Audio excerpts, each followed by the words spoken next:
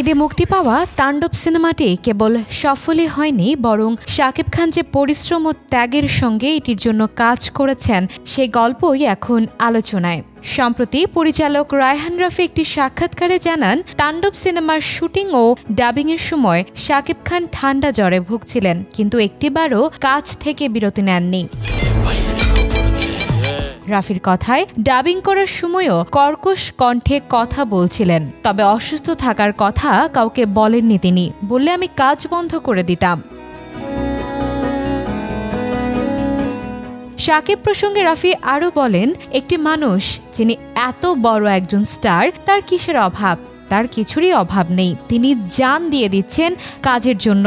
উনি অসুস্থ হয়ে যাচ্ছেন, আবার কাজও করছেন। লিচুর বাগানের সময় উনি অসুস্থ ছিলেন, এরপর ফ্লাইটে উঠে বলেন, আমি কিন্তু অসুস্থ ছিলাম, লুকিয়ে লুকিয়ে ঔষধও খেয়েছি, তোকে বলিনি। আমি বললাম, আপনি বলেন নাই কেন? বললেন, তোকে বললে তুই বলতি আর শুটিংয়ে করব না।